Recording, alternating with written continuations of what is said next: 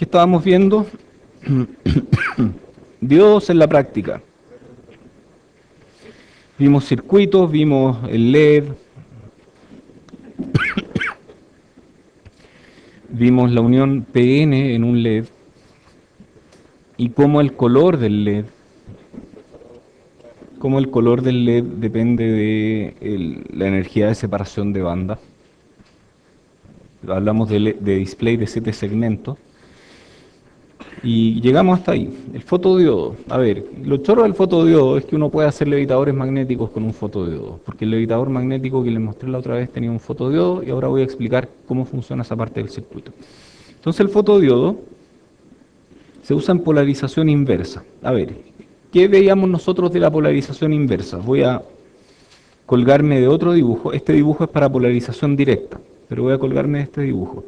En polarización inversa dijimos que esta barrera era tan grande que los electrones no podían cruzar, por lo tanto no hay corriente. Eso fue lo que dijimos, ¿se acuerdan? Y también dijimos que si se generan electrones aquí en la unión, por alguna razón se logra generar un electrón aquí en la unión, digamos que un hueco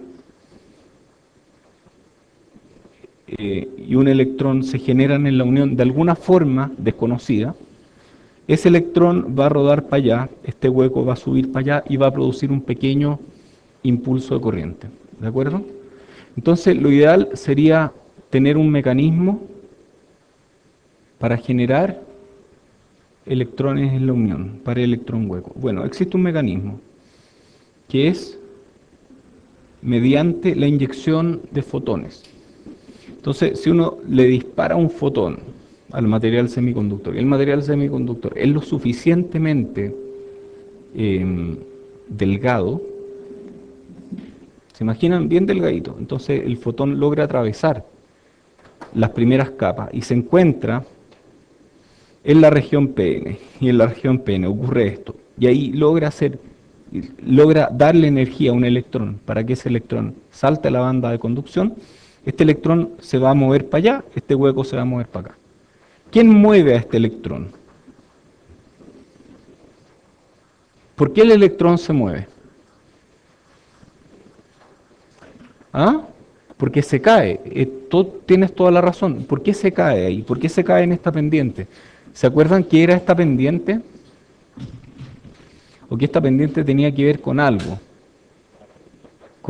Algo con voltaje, pero no era exactamente. ¿Habrá sido el campo eléctrico? Ajá, por ahí va. Entonces la diferencia de voltaje en un espacio pequeño produce esta pendiente, un campo eléctrico. Y ese campo eléctrico es el que mueve al electrón para un lado y mueve el hueco para el otro lado. Entonces nos gustaría tener un tremendo campo eléctrico, que en este caso es campo eléctrico de polarización inversa. Entonces queremos polarizar el diodo para que, y esto se los comento para que tengan una idea de cómo funciona. Tenemos la unión PN. Y en torno a la unión se produce, o la vamos a hacer al revés mejor. Vamos a hacer, esa es la unión. Tenemos la unión NP, ¿de acuerdo? En torno a la unión nosotros vimos que había una zona que le llamamos región de agotamiento, donde no hay portadores. Si es que se logra generar un par electrón hueco en la región de agotamiento, el campo eléctrico externo va a barrer ese par electrón hueco y va a producir un pequeño impulso de corriente. Y esa unión PN está en región de agotamiento, o sea, está con polarización directa o inversa. Inversa. Si queremos que el campo eléctrico sea grande, tenemos que polarizarlo en forma directa o inversa con mucha o poco voltaje. Inversa con mucho voltaje, para que este campo eléctrico sea enorme. Eso es lo que se hace en un fotodiodo. Es un diodo polarizado en forma inversa, con el mayor voltaje que uno pueda. En física de partículas se usan mucho los fotodiodos. Se usan todo el tiempo, todo el rato, perdón. Se usan en detección de partículas y se le aplica voltajes inversos elevados, del orden de 200 volts. O sea, uno tiene que diseñar una tarjeta que aguante 200 volts. ¿Se imaginan eso, no? Igual da nervio, pero son voltajes altos, pero están en una parte del circuito nada más. Ok, entonces la idea es polarizar el diodo en polarización inversa. Entonces esta de aquí es la típica curva de nuestro diodo, ¿de acuerdo? Esta de aquí, que está marcada en azul por sobre el celeste. Si es que nosotros aplicamos una corriente inversa, esta curva se mueve para abajo. O sea, más bien, si es que aplicamos, si es que aplicamos fotones que crean pares electrón hueco en la unión, esta curva se mueve hacia abajo. Entonces, si es que aplicamos más luz, esta curva se mueve más hacia abajo. ¿Se fijan? Y podemos terminar, si aplicamos mucha luz, terminamos con esta curva. O sea, la curva del diodo se desplaza hacia abajo. Nosotros típico usamos la curva del diodo aquí. Pero si aplicamos luz, la curva entera se mueve hacia abajo así. ¿De acuerdo? Entonces, digamos que esta corriente inversa es proporcional a la cantidad de luz. Eso en cualquier diodo. En cualquier diodo. El problema es que los diodos normalmente no están diseñados para funcionar como fotodiodos, porque la luz no alcanza a llegar hasta la unión. Entonces los fotodiodos están hechos para tener una gran superficie, que la luz llegue hasta la unión. Mientras más superficie, a la misma cantidad de luz, más corriente. Y están diseñados para tener una ventana. Los diodos típicamente no tienen ventana, entonces son opacos a la luz. Ok, entonces reciben más luz de esa forma. Y al recibir más luz, espérate, demos vuelta a esto, démoslo vuelta. Entonces lo rotamos en 180 grados y quedamos aquí. Entonces esa es la típica curva del diodo y nosotros estamos trabajando ahora en el tercer cuadrante. Y en ese tercer cuadrante aplicamos un Thevenin o un Norton, da lo mismo. Y ese Thevenin o Norton nos va a dar diferentes puntos de operación dependiendo de la cantidad de luz. Eso es lo que se aprecia en esta figura. Entonces aquí tenemos un voltaje de Norton, de Thevenin, perdón, una resistencia de Thevenin. Eso es exactamente lo mismo que esto. Solo que aquí el voltaje de salida es inversamente proporcional, o más o menos. O sea, si sube la cantidad de luz, la corriente sube, por lo tanto este voltaje baja. No es inversamente proporcional porque el producto no es constante, pero digamos que baja a medida que la luz crece. En este otro circuito, el voltaje de salida es proporcional a la cantidad de luz, siempre y cuando yo lo aplique en la recta de carga correcta. Si es que yo, por ejemplo, aplico esta recta de carga ahí, ¿qué va a pasar? Cuando haya mucha luz, no va a pasar nada, no voy a estar, voy a estar aquí probablemente. Si yo al revés aplico este otro Thevenin, cuando haya mucha luz voy a tener un voltaje no tan alto como me gustaría tener, o no tan bajo, dependiendo si estoy mirando un lado o el otro. Entonces hay que aplicar la recta de carga correcta, de manera que para la cantidad de luz que uno tiene, tengamos la oscilación de salida o excursión de salida correcta. Y eso implica a veces variar esta resistencia. Esto es lo mismo que hay en la entrada del levitador. El levitador tiene un LED colgado de un riel que emite luz y tiene un fotodiodo. Y ese fotodiodo se ve tapado por el objeto que está levitando. Aquí está la bobina y aquí hay un objeto que levita. Si ese objeto que levita baja, este gallo recibe más luz. Si este gallo recibe más luz, este voltaje crece. Por lo tanto, tenemos un detector de distancia. Esta es una forma muy básica de hacerlo, pero funciona impecablemente bien. Ya, este es un típico amplificador para fotodiodo. A ver, pregunta, ¿qué voltaje de polarización inversa tiene este fotodiodo? No, pues lambda es la longitud de onda que está recibiendo. ¿Qué voltaje de polarización inversa tiene? Ya, veamos, ¿qué voltaje hay aquí? Realimentación negativo, este es 0 volts. ¿Y qué voltaje hay aquí? V menos, entonces la polarización inversa es V menos. Listo, uno puede ajustar este voltaje para dejar la polarización inversa que uno quiera. Ojalá menos que avalancha.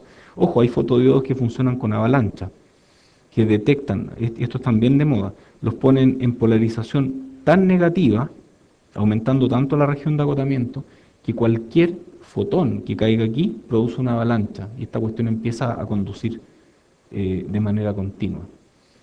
Entonces esos detectan un fotón. Imagínense, un circuito capaz de detectar un fotón. ¿Saben lo chiquitito que es un fotón? O sea, ya. Y después de detectar ese fotón, este fotodiodo empieza a conducir por avalancha, porque esencialmente los pares de electrón hueco golpean a otros pares de electrón hueco y así producen una avalancha. Entonces lo que se hace en estos circuitos es bajarle el voltaje para que salgan de avalancha. Eso se llama quenching. Quench, ¿qué significa en inglés quench? Como ahogar, ¿o no? Bueno, como que ahogan el fotodiodo para que no tenga más corriente. Y luego de eso se le aplica el voltaje alto nuevamente y se espera que llegue un fotón. Y ese fotón llega, ¡pum! Oye, incluso hay unos que funcionan sobre el voltaje de avalancha.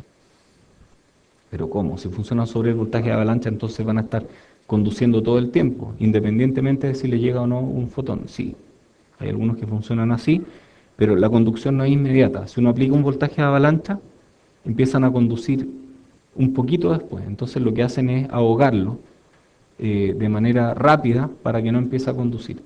Y si llega un fotón justo en esa pequeña ventana de tiempo entre que yo apliqué el voltaje de avalancha y que yo lo apago, antes de eso llega un fotón, se va a ver un gran flujo de electrones gracias a ese fotón.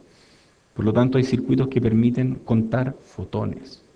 Hay circuitos que están hechos de un montón de estos fotodiodos, operados sobre el voltaje de avalancha. Cuando llega un fotón ahí, lo dispara. Cuando llega un fotón al otro, lo dispara. Y eso se usa mucho en física de partículas. Sí. A ver, el CCD son dos cosas distintas. El CCD tiene dos partes. Una parte que es la que detecta y otra parte que es la que transmite eso que detecta. Eso que detecta es carga eléctrica. Y la carga eléctrica en un CCD es detectada así.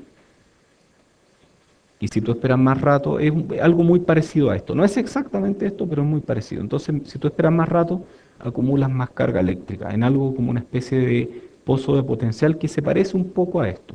En realidad es como un capacitor que depende de la unión de dos semiconductores. Y luego está la parte CCD misma, que lo que hace es, en un CCD, em, en un CCD lo que se hace es, si tú tienes un arreglo de detectores, solo hay una salida. Entonces el CCD lo que hace es ir moviendo la carga de aquí a acá, va moviendo, por ejemplo, por filas y luego por columnas o al revés. Entonces de ahí va moviendo y de esa forma va sacando de manera serial la salida de cada uno de estos pozos de potencial. Y la saca de manera serial. Entonces yo aquí en la salida tengo una señal de video, donde cada parte de esta señal corresponde a un píxel. Así funciona un CCD.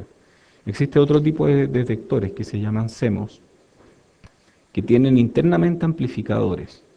Entonces yo puedo sacar de manera aleatoria ese píxel, este píxel, este píxel.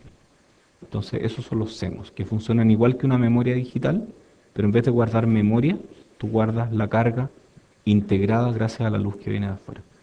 Y el sensor, en ese caso, es como un fotodiodo, ¿de acuerdo? O sea, tú vas integrando carga en un fotodiodo. O sea, si yo expongo esto a la luz un buen rato, yo puedo tener más carga o no, dependiendo de cuánta luz le llego. Porque la luz produce corriente, y si yo integro esa corriente tengo carga, entonces lo que finalmente produce es carga, ¿de acuerdo? Entonces este es un amplificador para fotodiodo, donde integro, no, digamos que no estoy integrando, en este de aquí simplemente tengo una corriente que es proporcional a la luz. Y el voltaje de salida va a ser entonces proporcional a la cantidad de luz, ¿de acuerdo? La gracia de este es que el voltaje aquí está fijo, el voltaje de polarización inversa está fijo y lo puedo elegir de manera arbitraria. En cambio aquí El voltaje de polarización inversa no es fijo porque depende de la corriente en esta resistencia. Ok, y tengo este otro. Este es un circuito parecido.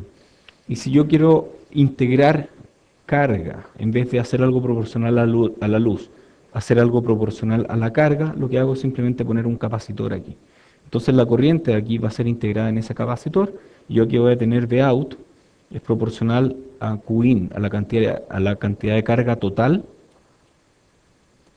que hay llegando a este fotodiodo, a la cantidad de carga de pares electrón huecos generados. Y este es el circuito que se usa en física de partículas, esto que está aquí, tal cual, con un par de modificaciones, pero lo que se hace es, bueno, casi tal cual. Si aquí llega un fotón, ese fotón produce un pequeño impulso de corriente, ese pequeño impulso de corriente carga este capacitor en un pequeño delta V. Y si yo sigo inyectándole fotones desde afuera, sigo inyectando carga aquí. O sea, los circuitos que yo hago para física de partículas son estos esencialmente. Ok, celda solar. La celda solar también es un diodo. En este caso tiene una gran área y opera en otra región de operación. Opera en el cuarto cuadrante. Entonces, nuevamente, veamos. Esta es la típica curva del diodo, ¿cierto? Ustedes ya la conocen, están familiarizados con ella. ¿Qué ecuación describe esto? I sub D igual I sub S por, y a la B partido por BT, ya NBT menos 1 si quieren, ya, ok, eso. Bueno, si es que yo aplico luz, la curva entera baja, eso fue lo que les dije antes, ¿cierto? Ahora veamos qué es lo que pasa en este cuadrante. Entonces, demos vuelta a este gráfico, démoslo vuelta así. Al darlo vuelta así, nos queda este cuadrante. Entonces, fijémonos en este cuadrante. Si yo a eso le aplico una resistencia, las resistencias son como rectas en esta curva de carga, ¿cierto? Si le aplico una resistencia muy grande, voy a estar por aquí. Si le aplico una resistencia muy chica, voy a estar por aquí. Perfecto. Con resistencias chicas voy a tener una corriente alta y un voltaje chico. Con resistencias grandes voy a tener voltaje grande, corriente chica. Momento. Probablemente hay un límite que me permite maximizar el V por I, ¿o no? ¿Dónde va a estar eso? Por aquí, ¿o no? Probablemente por ahí, donde tengo el mayor V por I. Ajá. Yo quiero operar mi celda solar por aquí. Entonces esta es mi celda solar. En este caso es polarización directa, a diferencia del fotodiodo, que se usa en polarización inversa, tercer cuadrante. La celda solar se usa en polarización directa, cuarto cuadrante. Entonces se polariza de esta forma y típicamente una celda solar de silicio va a tener del orden de 0.7 volts, 0.8 volts, dependiendo de la carga. Porque es la curva del diodo, es un diodo, pero tiene una superficie tan grande que el I sub S de ese diodo, ese I sub S depende del área. Perfecto, o sea, este I sub S va a ser grande porque el diodo es grande. Ya, o sea, esto, si lo miro de lado, es una unión PN así. PN, por ejemplo. O sea, es muy grande, tiene una gran superficie. Esta es la sección transversal de la unión PN. Entonces existen celdas solares y cada celda, entonces, ¿qué voltaje me va a dar? Si es de silicio, del orden de 0,7 volts. Probablemente un poquito menos para el óptimo. Entonces hay circuitos que ajustan este R de manera automática para trabajar en el óptimo. Son circuitos de electrónica de potencia que se ven desde afuera como una caja negra que ofrece una impedancia de entrada y esa impedancia internamente se va ajustando para transmitir la mayor potencia a la salida. Y ese circuito se llama MPPT, Maximum Power Point Transfer o algo así. Maximum Point Power o algo así. O MPTs también, Maximum Power Transfer. Y son clásicos en diseño de circuitos con celdas solares. Cualquier circuito con celdas solares que se dice relativamente eficiente usa una MPT que automáticamente traquea. Tal vez de ahí viene la T. Tracking, sí. Va traqueando el punto de máxima potencia en la celda solar. Ok, oye, ¿qué es un panel solar? ¿Ah? Un conjunto de celdas, exactamente. Pero los paneles además tienen otra gracia, y es que estas celdas solares en un panel, si es que yo oscurezco uno, la curva de los diodos va a ir cambiando, ¿cierto? Entonces, si yo oscurezco una celda de un panel, el panel se puede quemar, porque hace que por esa celda que funcione en otro cuadrante, ese es el problema. Esa celda en particular va a estar en un cuadrante donde va a estar disipando mucha potencia. Entonces lo que se hace es poner diodos. Entonces los paneles solares tienen diodos de protección que apagan una parte del panel si es que una celda se ve oscurecida. Y de esa forma no se queman. Esto ya es un estándar, pero antiguamente era un tema. Así que eso. Bueno, fotodiodo versus celda solar. En el fotodiodo estamos tratando de aumentar la región de agotamiento mediante un campo externo que barra los electrones y huecos para producir esta corriente. En cambio, en la celda solar lo que estamos haciendo es que a través de la luz, de alguna forma hacemos más fácil que pasen electrones y huecos con esta región chica. Y esta es la forma eficiente de generar electricidad a través de la luz. Yo diría que es no sé, tal vez es la forma más directa de generar energía a partir de la luz. Hay otras formas que son celdas fotoelectroquímicas, que lo que hacen es que la luz produce calor y ese calor después se convierte en energía. Pero hay dos pasos aquí. En cambio, en esto hay pasos directos. El problema es que esta región de agotamiento, que es aquí donde incide la luz finalmente, es sensible a cierta región del espectro, por ejemplo, a luz visible. Pero hay celdas solares que se especializan en tener varias capas, diferentes capas, que son sensibles a diferentes regiones del espectro. Esas son las que tienen mayor eficiencia. ¿Qué eficiencia tendrá una celda solar típica? 10, 15, 20%. Si ustedes quieren más que eso, tienen que pagar mucho más. El silicio no sirve, tienen que usar otros materiales y hacer una especie de sándwich de diferentes semiconductores, donde diferentes capas son sensibles a diferentes partes del espectro. Ok, están estos fotodiodos P y N y fotodiodos de avalancha, que ya los adelanté hace un rato atrás. P y N que tiene un material tipo P, luego viene una parte intrínseca y luego un material tipo N. Ese silicio intrínseco es la parte del semiconductor que es más sensible a la luz.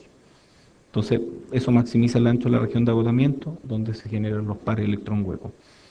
Y bueno, el de avalancha ya hablé de ello. Optocupla. La optocupla es un circuito súper interesante porque permite acoplar de manera óptica dos partes que están aisladas en un circuito. Entonces, una optocupla es un emisor de luz, LED, infrarrojo típicamente, y una especie de fotodiodo, o aquí hay un fototransistor, que lo que hace es activarse cuando recibe luz. Entonces la optocupla lo que hace es, yo tengo dos circuitos y quiero transmitir información de uno al otro. Pero no quiero que los circuitos compartan tierra, porque la tierra de uno es muy ruidosa y puede echar a perder las señales del otro. O la tierra de uno es tan ruidosa que me puede quemar los circuitos del otro. Esto es típico en ambientes industriales. Entonces se usa un chip que internamente tiene un fotodiodo y un LED infrarrojo, que logra transmitir señales de un lado a otro sin que haya una unión galvánica, sin que estén al mismo potencial. O sea, no comparten tierras, las tierras de aquí son diferentes, son tierras distintas, sin embargo, pueden hablar de uno al otro. Es como si yo pusiera una fibra óptica entre medio, pero en vez de ponerle fibra óptica, la parte óptica está dentro del chip. Y uno no ve la parte óptica porque está guardada dentro del chip. Bueno, hay de estas optocuplas para voltaje y para señales digitales. Está este otro, diodo de barrera Schottky, o SBD, que tiene una unión metal semiconductor, que no es una unión PN, o sea, tiene semiconductor y tiene metal directamente. Son características IV parecidas a las del diodo de unión, pero usa otro fenómeno, y ese otro fenómeno hace que la ecuación para I sub S cambie, y cuando cambia la ecuación para I sub S, tiene menor capacitancia, puede llegar a frecuencias más altas y transmite con menor voltaje, el voltaje aquí es menor. Entonces un diodo que sirve para conmutar muy rápidamente. Aquí hay algunos diodos comerciales. Qué raro, un diodo con 4 patas. ¿Qué serán estos diodos con 4 patas? Son puentes de diodo. De hecho, si ustedes miran este símbolo, dice aquí, ¿qué será ese símbolo que está ahí? Alterna, estos dos reciben alterna. ¿Y este qué entrega? La tierra y el positivo. O sea, esto de aquí, cualquiera de estos, es un puente de diodos. Oye, les recomiendo algo. Dibujen puentes de diodos. Entonces este es alterno, y esto es tierra, y esto es voltaje de salida. Y eso va en ese encapsulado. En serio, dibujen puentes de diodos en sus casas, dibujen varios de estos. Porque cuando en la prueba les pregunte, ustedes no se van a acordar cómo dibujar. Ah, son 4 diodos, re fácil. Pero se van a poner a pensar, chuta, ¿para dónde va la corriente? ¿Cuál va para la derecha? ¿Cuál va para arriba? Se van a equivocar, en serio. Entonces, para evitar ese problema, escriban, dibujen puentes de diodo. Dibújenlo, ya. Este es un diodo para señales, este probablemente un fotodiodo, este un transmisor infrarrojo, este otro fotodiodo, este un rectificador. Y esos son típicos ejemplos. Este es el resumen de símbolos de diodos, porque son hartos símbolos distintos. Entonces este es el Zener. Schottky se parece al Zener, pero tiene un par de cachitos más ahí. ¿Lo alcanzan a ver? Lo voy a exagerar ahí. Después está el túnel, el LED. El LED es igual que el diodo, pero tiene un par de flechitas que salen para afuera, que indican fotones. El fotodiodo es igual, pero tiene flechitas que entran. Varicap, este es el que puedo usar como capacitor en región inversa. Y el SCR, este lo vamos a ver en el capítulo 6 de este curso, o 7, no sé. Entonces aquí hay un resumen de este capítulo. Hablamos de física de semiconductores, recién nos metimos en ese tema. Hablamos del diodo de unión, que tiene polarización directa, polarización inversa, y en polarización inversa está la ruptura, y existe la región de agotamiento, que es algo que ocurre en la unión misma, donde no hay portadores de carga. Hablamos de modelos de diodo en gran señal, hay uno que el que más usamos, que es el de caída constante de voltaje. Hablamos de modelo lineal por parte, donde agregamos el efecto de la resistencia en serie, y hablamos del modelo para pequeña señal, que es la linealización de la ecuación del diodo para un punto de operación dado. Vimos circuitos con diodos, hablamos algo de compuertas lógicas, rectificador de media onda y de onda completa, fuentes de poder, que yo le llamo fuente de potencia. Hablamos de regulación de voltaje, seguimos con tareas de regulación de voltaje, duplicador de tensión, limitador de tensión, logaritmo, etcétera. Vimos un montón y vimos diodos reales también. Yo dejaría la parte de diodos, de ver una hoja de datos de diodos para la tertulia, así que vamos a cerrar la parte de diodos aquí.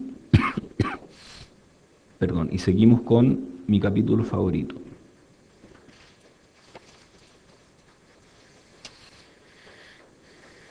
Mi capítulo favorito es de MOSFETs. Entonces vamos a hablar del transistor de efecto de campo. Campo en inglés se dice field, efecto se dice effect, y transistor T, así que tenemos FET, ahí sale FET. Sí. ¿Saben que mi llavero es de Boba Fett? Yo tengo un llavero, no lo tengo aquí, lo tengo en mi oficina, que es de Boba Fett, porque fue lo más parecido que encontré a FET, es de la familia de los transistores de efecto de campo. Perdón, es un chiste nerd, pero es verdad, yo tengo un llavero de Boba Fett, porque cuando me enfrenté a la vitrina llena de monitos de Lego, los vi, oh, qué bueno, Fett, ese es mío. Así, así es. Y esto que está aquí es un Fett, dibujado en un programa de CAD, que es en el programa en que uno dibuja transistores. Uno puede dibujar transistores individuales y mandarlos a fabricar en un chip. Ok, entonces el MOSFET, esto es una sigla, Metal Oxide Semiconductor Field Effect Transistor, es un dispositivo. Ya partimos con una palabra, dispositivo. En electrónica, dispositivo se refiere a bloques fundamentales. Un diodo es un dispositivo, un transistor es un dispositivo. Activo, wow, primera vez que vamos a ver algo activo. ¿Qué será que es activo? ¿Que entrega potencia?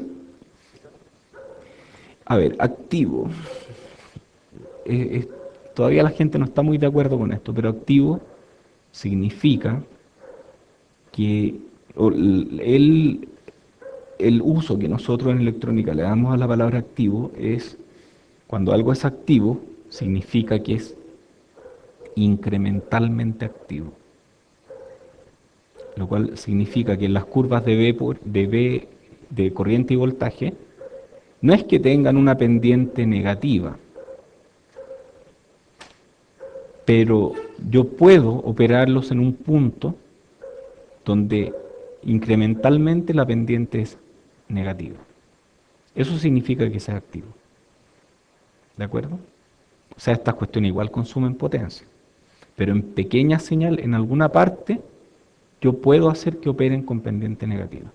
Eso no lo vamos a ver tan explícito aquí, pero por ejemplo hay diodos, salimos de diodos, pero hay diodos que se llaman diodos túnel, que tienen una relación corriente-voltaje así. Perdón, esto es como un diodo. La exageré mucho, pero tienen esa parte que tiene una pendiente negativa. Cuando hay pendiente negativa, significa que localmente un incremento en el voltaje produce una reducción en la corriente. Localmente eso es una resistencia negativa.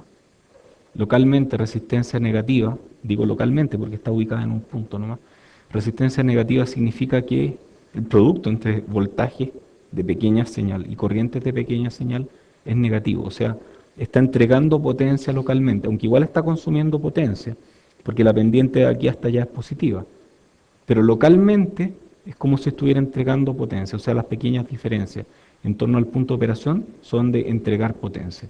Entonces yo con esa resistencia negativa puedo cancelar otras resistencias positivas y hacer que un circuito tanque, por ejemplo, oscile. Entonces los diodos túnel se usan mucho en osciladores. De la misma forma el MOSFET y los transistores en general son circuitos activos en el sentido de que si bien están consumiendo potencia, parte de esa potencia la pueden entregar. Porque en alguna parte uno es capaz de hacer una curva que tenga pendiente negativa.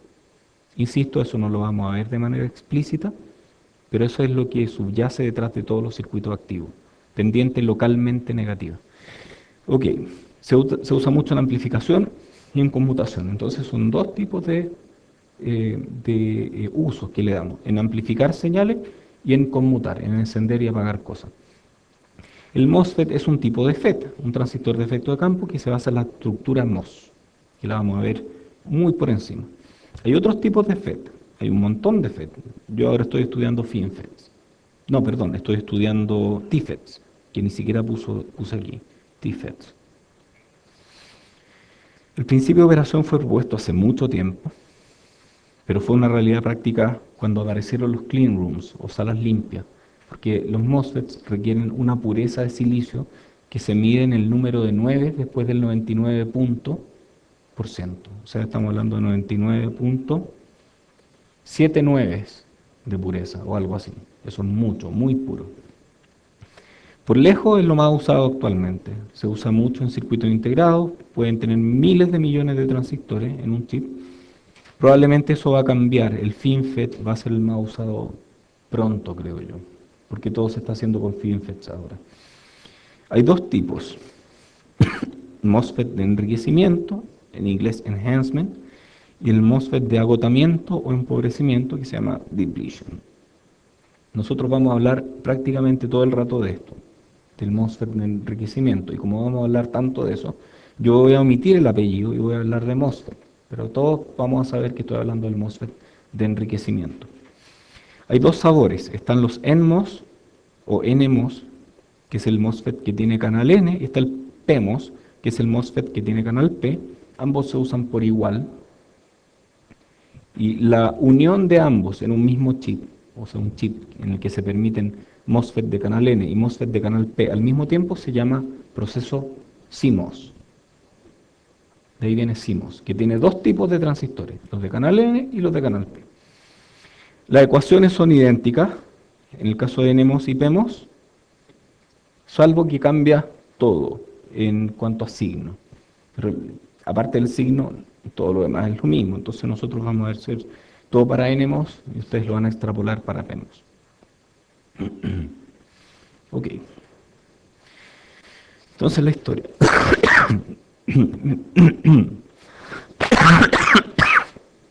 Perdón, en 1925, Lilienfeld patentó el principio de operación del transistor de efecto de campo.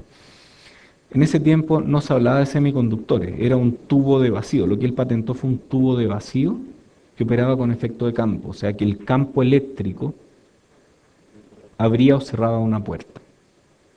En el 47 ya vimos que el equipo que estaba trabajando en Bell Labs se topó con el transistor.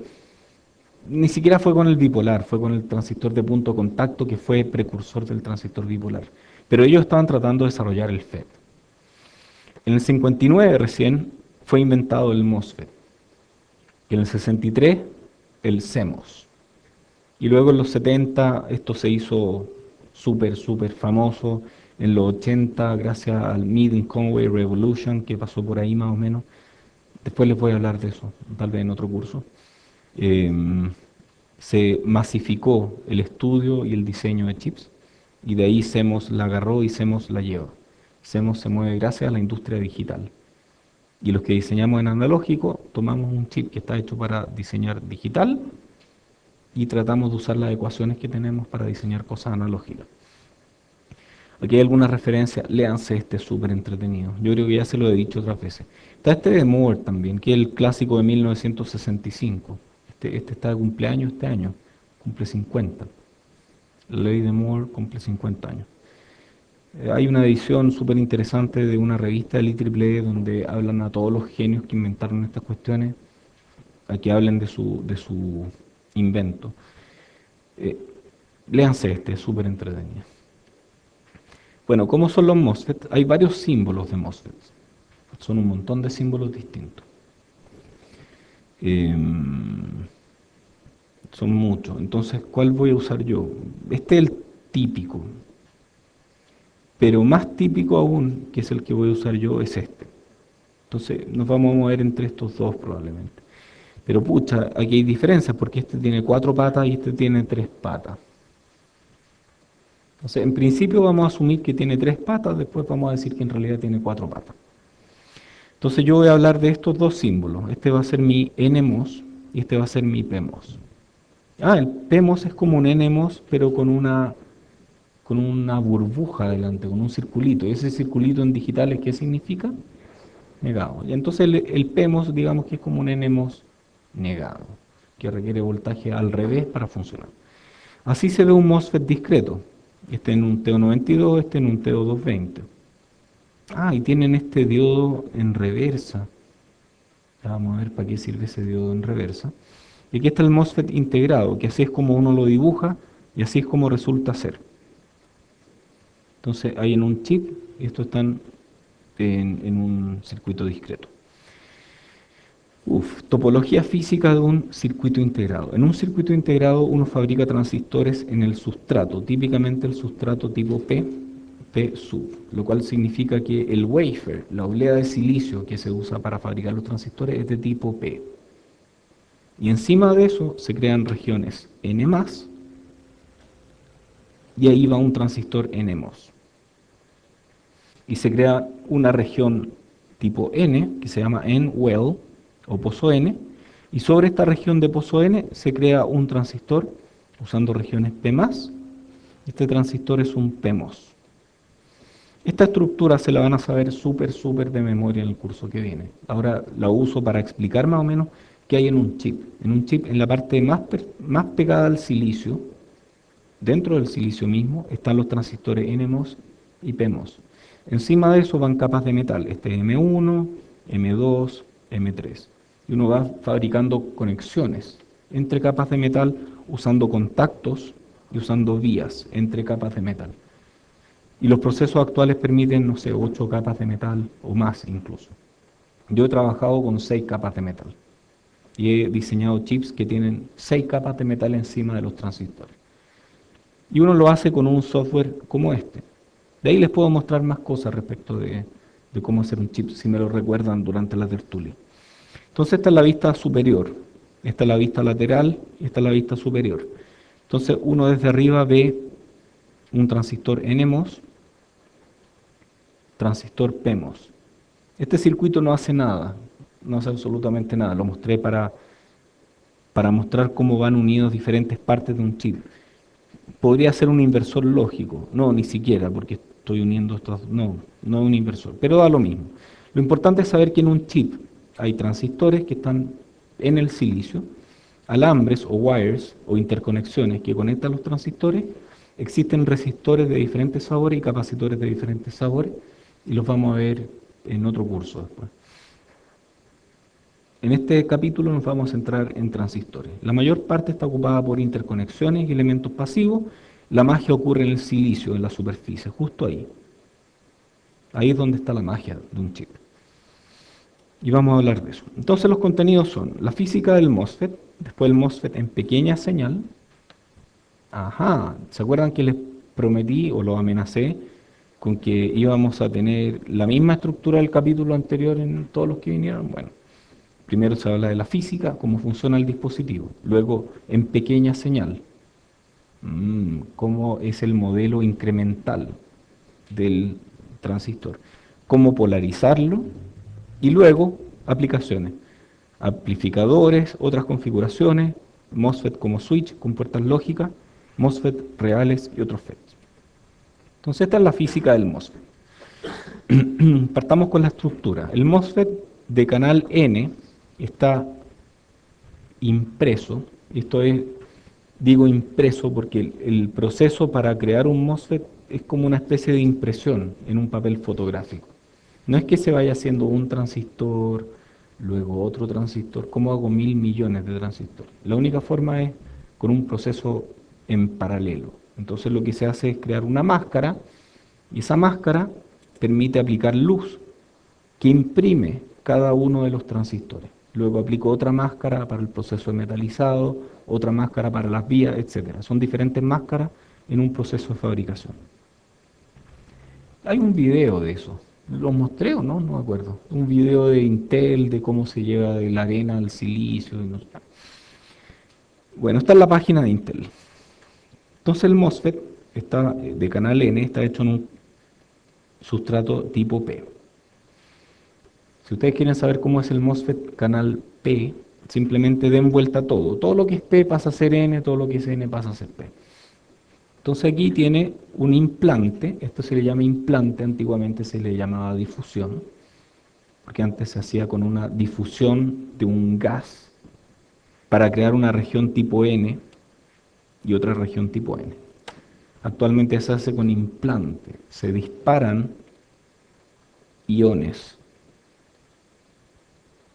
a gran velocidad o átomos a gran velocidad que se recombinan de alguna forma, caen dentro de la estructura cristalina y luego de un proceso de annealing, esa estructura cristalina se vuelve a formar y donde estas impurezas reemplazan al silicio. Entonces queda una parte que es cristalina como el silicio, pero no es silicio, tiene impurezas y esas impurezas hacen que esta región sea N+, y esta región sea N+.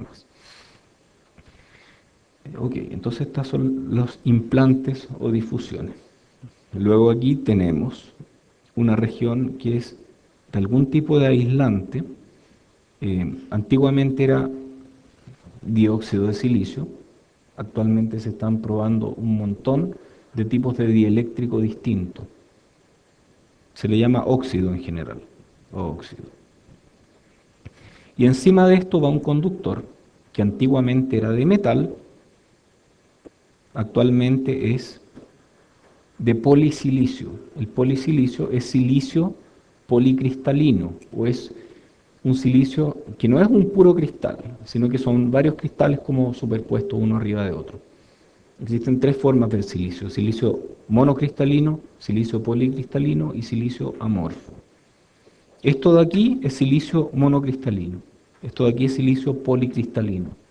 Silicio policristalino altamente dopado. Si tiene alto dopaje significa que su resistencia es baja.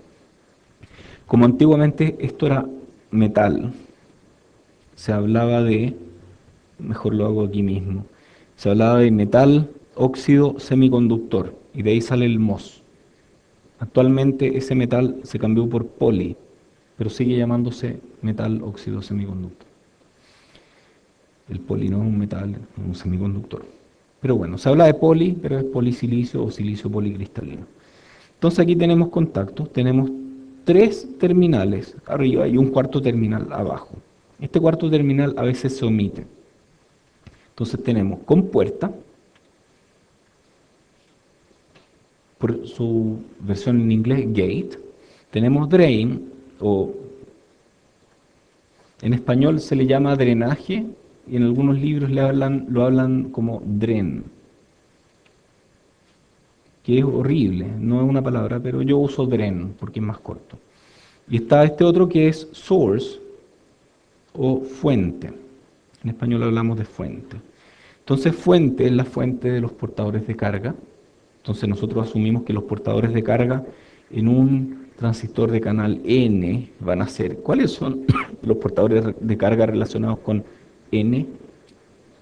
Electrones. Entonces suponemos que esta es la fuente de electrones. Los electrones salen de aquí y se mueven hasta el drenaje o dren de los electrones. Por aquí se drenan.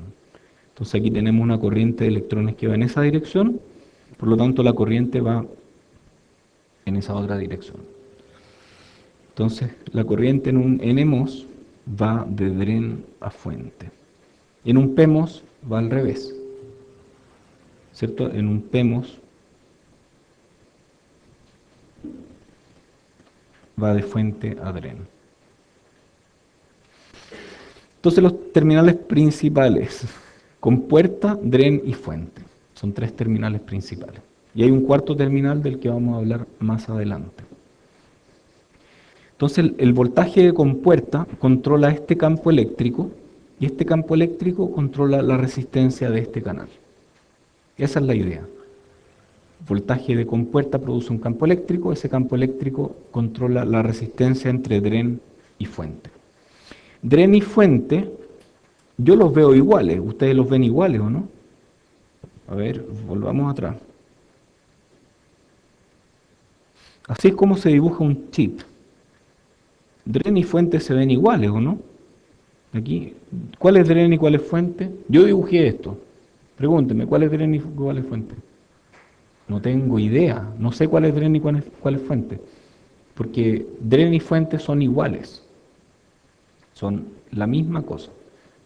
Bueno, hay transistores donde no son iguales, pero lo típico es que sean iguales. Entonces, ¿cuál es dren y cuál es fuente en un NMOS? Dren es a donde terminan los electrones y fuente es de donde salen los electrones. Entonces, la corriente va de dren hacia fuente. Entonces, da lo mismo como yo lo ponga. Si la corriente va en esa dirección, entonces dren es de donde sale la corriente y fuente es hacia donde va la corriente. Y en un PEMOS, justo al revés. Fuente es de donde parte la corriente y dren es donde sale la corriente. O sea, la corriente entra por fuente y sale por dren en un PEMOS. Los MOSFETs tienen, sí, sí. B, mira, digamos por ahora que B, a ver, no, antes de eso, esta región es N y esta región es P, ¿cierto? ¿Qué hay aquí? Hay un diodo. Nosotros generalmente, más que generalmente, nunca queremos que ese diodo conduzca. Nosotros queremos que haya corrientes aquí, pero no queremos que haya corrientes allá. ¿De acuerdo? ¿Qué hay que hacer para que este diodo parásito no conduzca? Polarizarlo de manera inversa. Entonces este voltaje lo ponemos de tal manera que este diodo siempre esté polarizado de manera inversa. ¿De acuerdo? Después vamos a hablar qué pasa cuando este voltaje se mueve, cosa que uno puede hacer que ocurra, de manera intencional o no intencional. Pero por el momento vamos a hablar de que hay tres terminales. ¿De acuerdo? Bueno, un MOSFET tiene tres regiones de operación.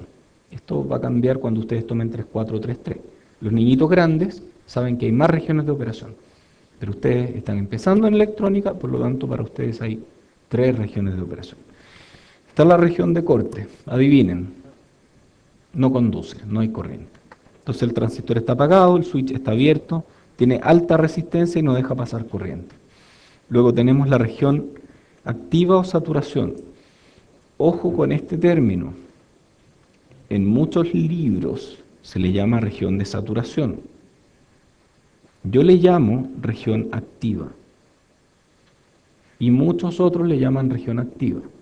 Para distinguirlo de los transistores bipolares, que son el capítulo siguiente, donde la región de saturación se parece más a la región de triodo. Entonces ahí se complica un poco la cosa. Para evitar eso, yo no hablo de saturación, pero si en algún momento les preguntan qué es la región de saturación en un MOSFET, es la región activa. Yo le llamo activa porque es la región en la que opero el MOSFET para que funcione como amplificador. Entonces aquí el transistor conduce y la corriente del MOSFET es controlada por un campo eléctrico externo. Entonces es una especie de fuente de corriente controlada por voltaje. Oh, es parecido a esto. Ajá, el MOSFET en región activa se comporta como una fuente de corriente controlada por voltaje. Y yo puedo hacer amplificadores con eso. Ya sé cómo hacerlos, de hecho. Ya sé cómo hacer un amplificador con eso. Y existe otra región, que es región de triodo. Triodo viene de los dispositivos de tubo de vacío, que ya se usan poco. Y ahí el transistor se enciende o se apaga, se lleva a corte, se opera como un switch que presenta una resistencia baja y esa resistencia baja depende del voltaje de la compuerta.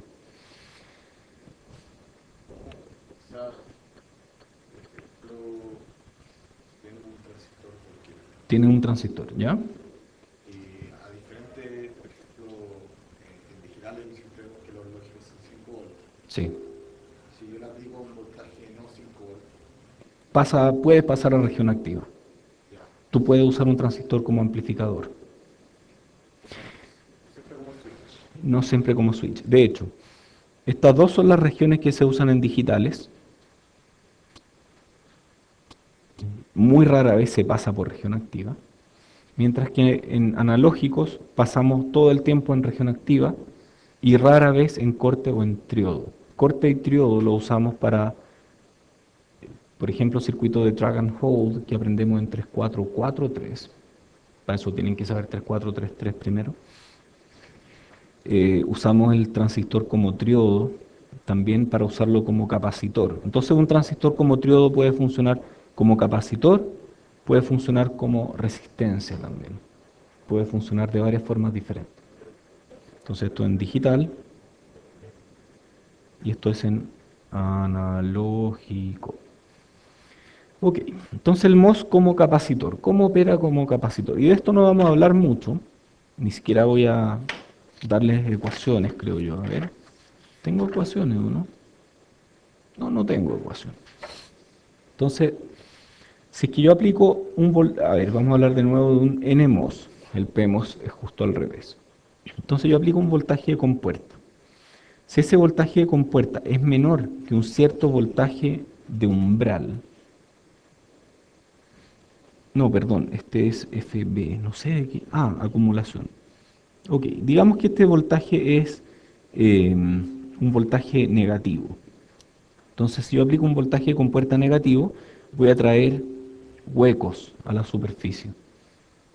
Y ahí voy a estar acumulando huecos en esta región, entonces voy a estar en esta región de aquí que es de acumulación. Si aumento el voltaje de compuerta, pero estoy debajo del voltaje de umbral, que está aquí, voy a tener una transición que va a pasar por agotamiento, entonces no hay muchas cargas móviles ahí, la capacitancia va a caer. Y después, sobre el voltaje de umbral, si mi voltaje de compuerta está encima del voltaje de umbral, voy a estar atrayendo electrones. Pero ¿cómo esta región es de tipo P?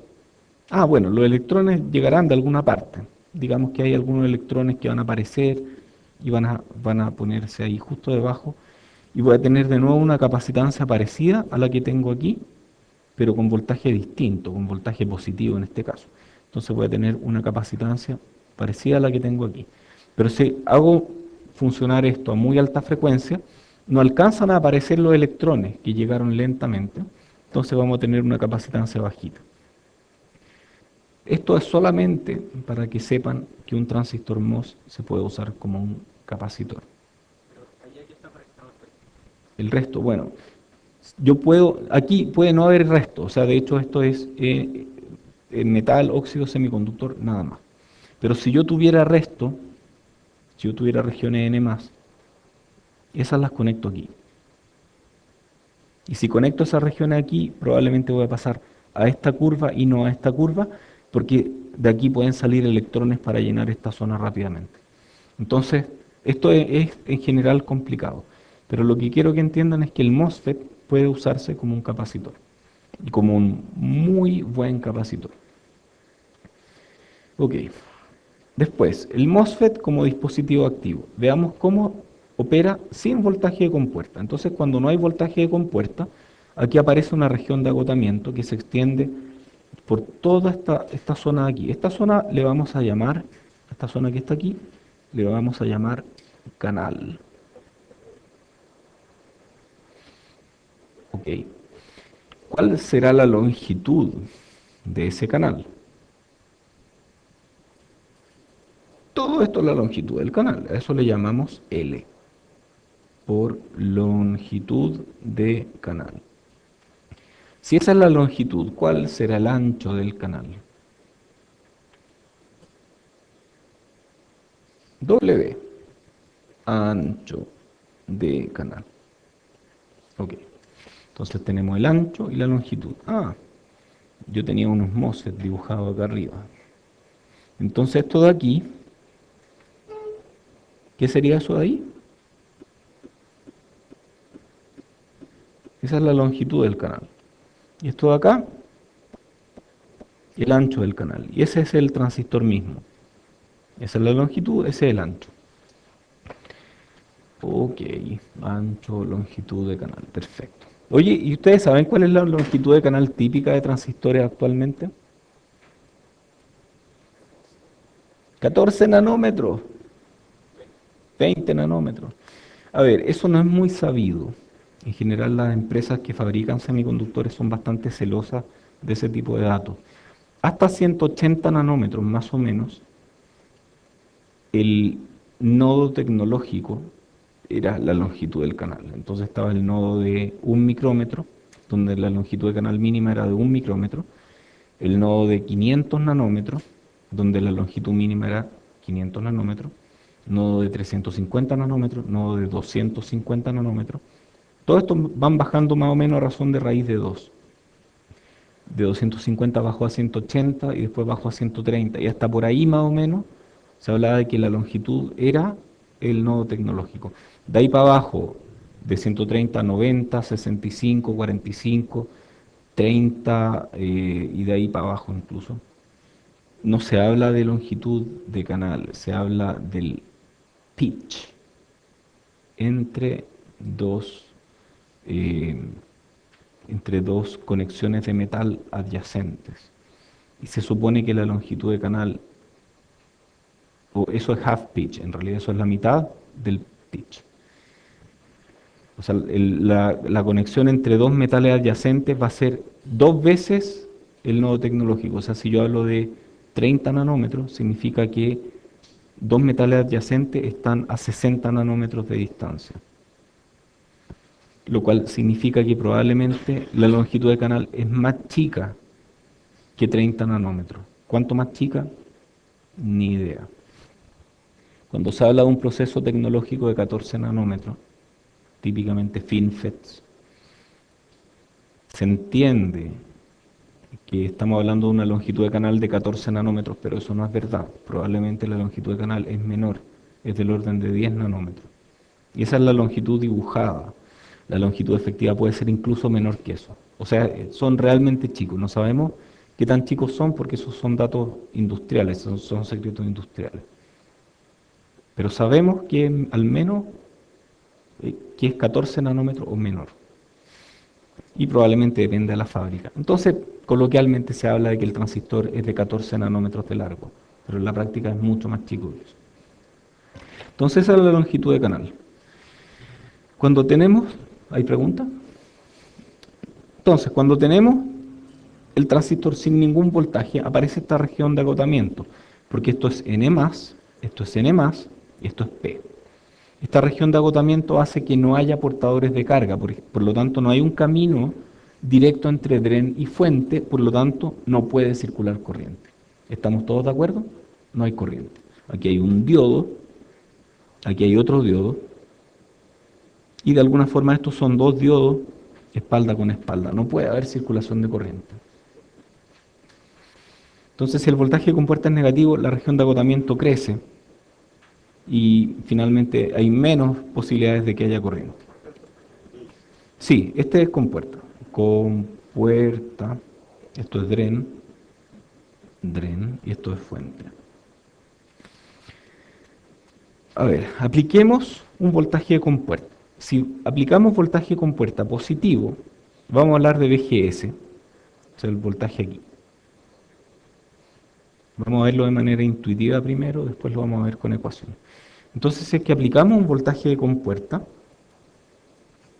empieza a aparecer algo aquí. A ver qué había antes. Antes no había nada. Antes no había nada, había pura región de agotamiento.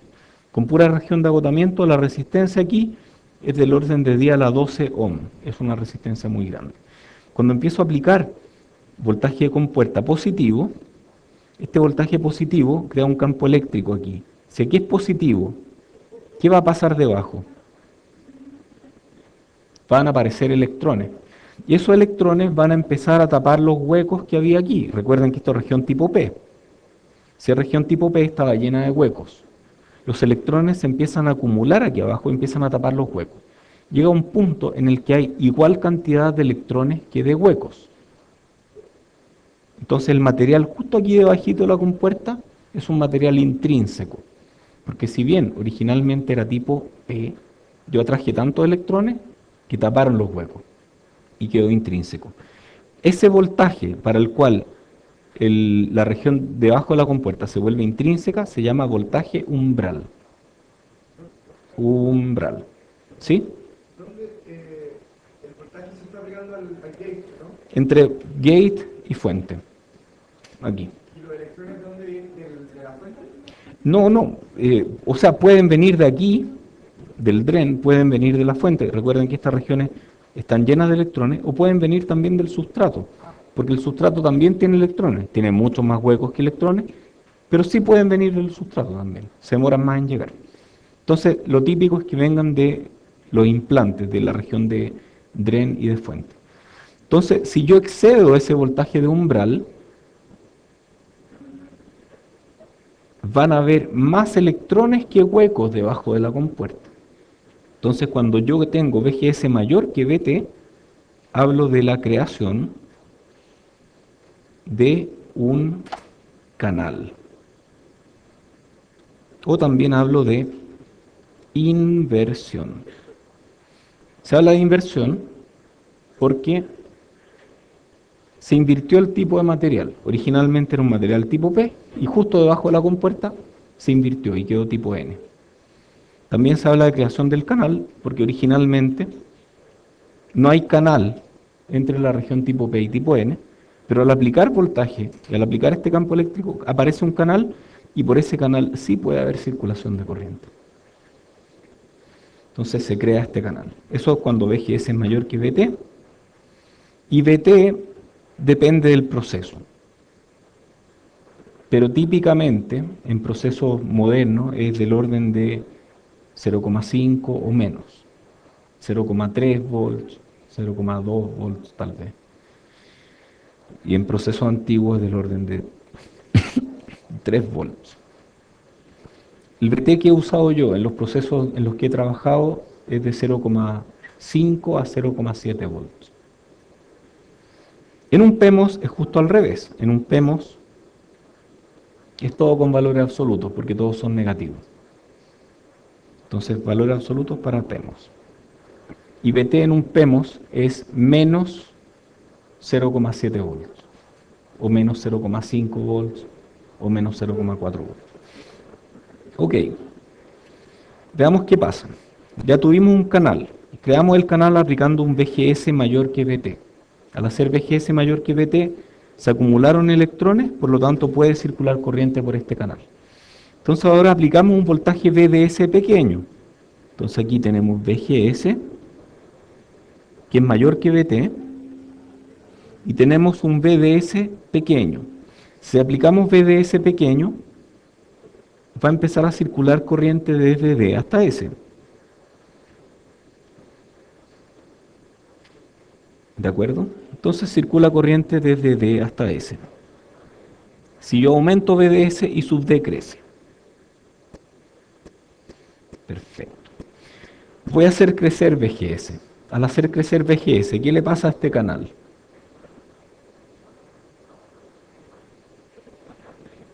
Crece el canal, porque se acumulan más electrones, por lo tanto, ¿qué le pasará a esa resistencia? Baja. Entonces, al aplicar VGS más grande, la resistencia entre D y S baja. VGS crece, RDS baja. Entonces, VGS crece, RDS baja.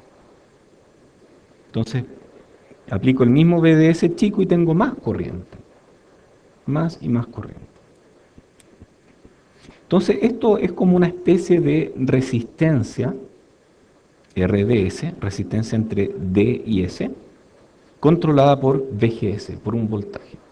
Entonces, el transistor en este régimen, que es el régimen de triodo, después lo vamos a ver con más detalle, opera como una resistencia controlada por voltaje. Esta no es la curva entera del transistor, estamos viendo un pedacito de la curva, después vamos a ver el resto de la curva. Entonces, hagamos crecer VDS. Después vamos a mirar esto mismo con ecuaciones. Ahora lo estamos viendo de manera súper intuitiva, ¿ok? Si hacemos crecer VDS, déjenme ver, el canal se estrecha aquí. ¿Por qué se estrechará el canal? Ah, porque en realidad el campo eléctrico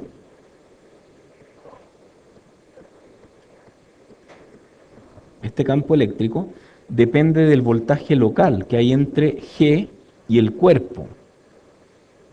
¿Ok?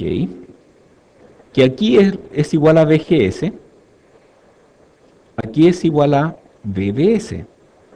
Y entre medio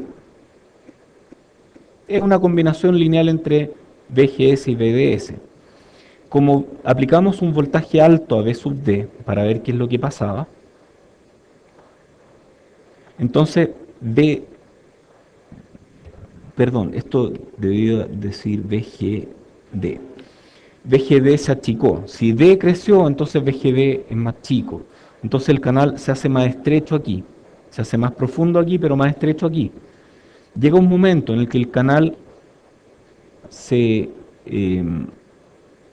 estrangula aquí. Entonces la palabra es pinch off en inglés, o estrangulación. Y el canal es súper delgadito aquí. Cuando eso ocurre, un aumento de VDS no hace que la corriente crezca. Entonces la corriente se vuelve independiente de VDS. La corriente depende de VGS, pero no depende de VDS. ¿A qué les suena eso? Que la corriente depende de un voltaje, de VGS, pero no depende del voltaje entre sus terminales. O sea, yo puedo aplicar cualquier voltaje, es como una fuente de corriente, eso es. Entonces en este régimen, que es en región activa,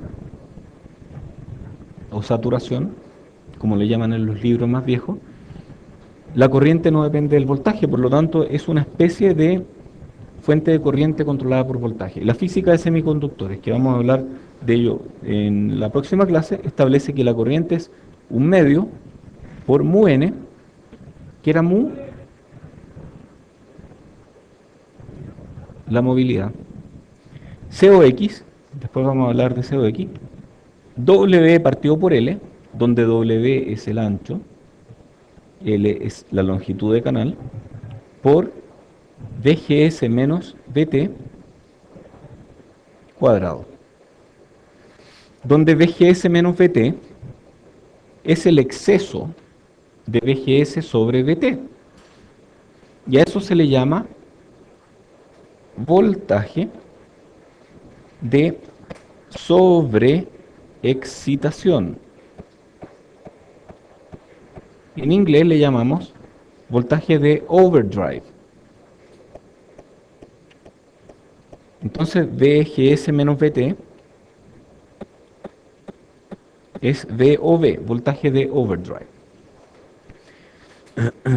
Entonces, acabamos de ver algo interesante. Si yo aplico VGS mayor que VT para VDS pequeños, el transistor se va a comportar como una resistencia. Para VDS más grandes,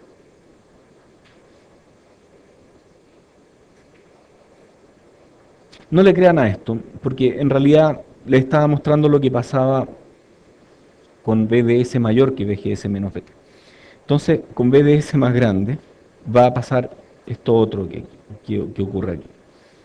Entonces, esto es en región activa.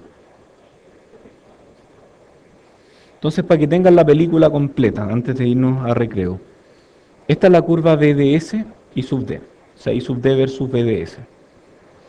Primero aplicamos un VGS fijo, VGS constante, mayor que VT.